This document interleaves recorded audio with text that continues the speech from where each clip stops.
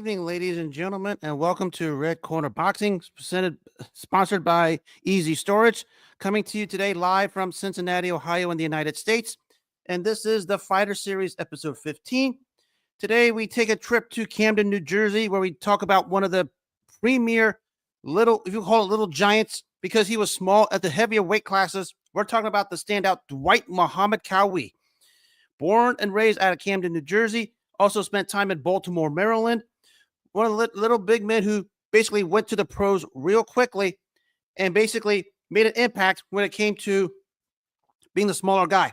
He was always going to have the height disadvantage, but like Mike Tyson eventually later on, Qawi himself used that height disadvantage to his advantage, fighting out of the crouch, the bob and weave style, hitting, not get hit the best way he could. Ability to counter, was a very standout fighter, especially despite having the size disadvantage in all of his fights in the light heavyweight, cruiserweight, and heavyweight divisions.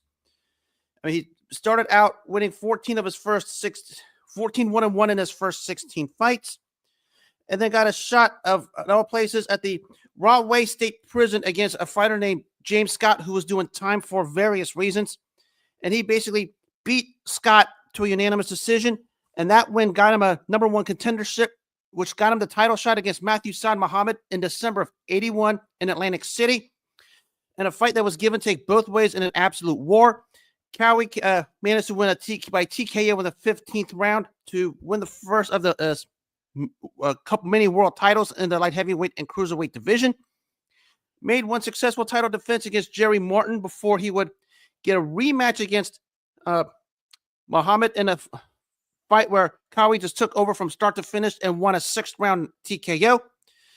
And was set up 2 fights later, the super fight in the light heavyweight division, the 2-belt era of the undisputed light heavyweight championship between Qawi and Michael Spinks. It was a great fight both ways around. Qawi gave an honest effort, as he always does, but fell short to the greatness of Michael Spinks via a unanimous decision. In this particular fight where Qawi fought well, but the skill level of Spinks was just too much. So shortly thereafter, after the Spinks loss, he would venture to the cruiserweight division, got a couple wins over fighters like Pat Keogh and Michael Greer, before he traveled to South Africa to fight Pierre Cruz for the cruiserweight championship in his own backyard of South Africa in Sun City at the Super Bowl. In a fight where he was behind, he had to come from behind to win by a knockout in the 11th round, and he did that to win the cruiserweight championship in the fighter's backyard, which is something all fighters should take notes on, so that because you don't leave scorecards to the judges in the guy's backyard, you get the knockout and you win the championship and you bring it home to the States. That's what Dwight Qawi did to Pierre Cruz at 1985, which is about 40 years ago. After a title defense in the middle against Leon Spinks, where he won by a 6th round TKO in Reno, Nevada. It was a really good fight both ways. Then came the super fight of the cruiserweight division, July 12th, 1986 in Atlanta, Georgia. It was Dwight Muhammad Qawi defending the title against Evander Holyfield in what was the fight of the year and maybe one of those all-time great give-and-take fights between two high-level warriors who backed down from no one. Qawi and Holyfield got the Omni Coliseum in Atlanta, Georgia buzzing. Action both ways. Fight that could have gone either way. Holyfield gets a decision, but Qawi just gave Holyfield life and death in that ring for 15 rounds in Holyfield's backyard of Atlanta, Georgia.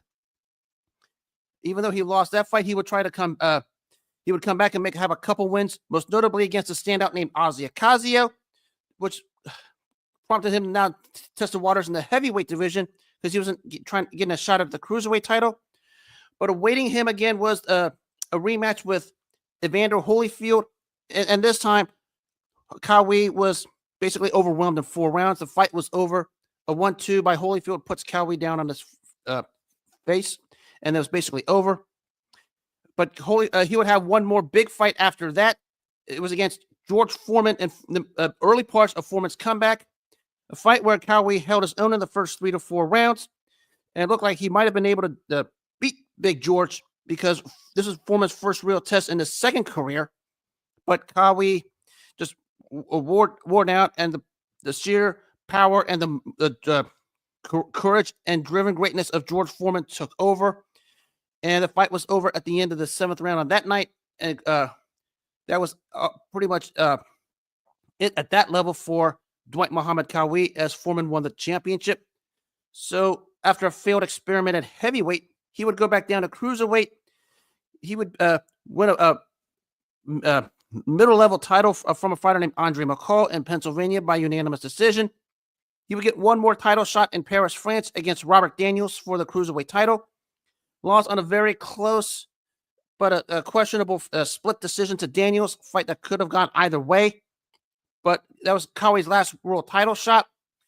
He would fight again on national television in 1992 against a fighter named Ricky Parkey. Won a 8th round stoppage where Parkey retired to retain his second-tier cruiserweight championship.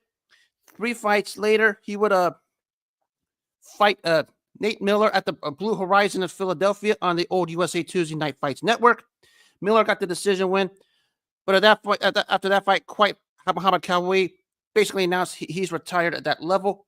Even though he did come back in 1997 for a couple of nondescript victories, the end was really when he lost to Nate Miller, who was a world-ranked cruiserweight at the time. And the fight where basically the wear and tear of many years in the ring for Dwight Muhammad Qawi took its toll. And it showed when he lost a tough, close decision to Nate Miller. That was basically the end of him at that point. But he fully retired in 1998 after a loss to Tony La Rosa, where he became now, because of his own battles with drug abuse, he now became an individual who worked with people suffering with substance abuse in 1998 at the Lighthouse in Landing, New Jersey, at his hometown. He worked with adults and adolescents as a patient advocate, did his job there. But the career of Dwight Muhammad Qawi, give and take, not the biggest overly grown specimen in the light heavyweight and cruiserweight divisions, but when he was in that ring, he was ready for fireworks, and he was ready for an honest effort from one of the shorter, heavier guys of the time in that particular weight classes. I mean, he was basically at a high disadvantage in every fight, reached disadvantage in every fight, and Dwight Muhammad Qawi did the best he could to use those to his advantage. Two world titles in 2 weight classes of light heavyweight and cruiserweight. Had probably the fight of the year in '86 and the first time against Evander Holyfield. The experiment of heavyweight, though he did give his best, didn't necessarily turn out the way he wanted, but doesn't deter the fact that Dwight Muhammad Qawi is definitely a Hall of Famer and definitely an all-time great in the light heavyweight and cruiserweight divisions. May God rest the soul of Dwight Muhammad Qawi, one of the phenomenal little giants in the light heavyweight and cruiserweight divisions. And that'll wrap up this edition of the Fighter Series on Red Corner Boxing. Hope everyone has themselves a wonderful rest of the 6th of May, 2025. Have a good rest of the day. Take care of yourselves. God bless, and enjoy the evening.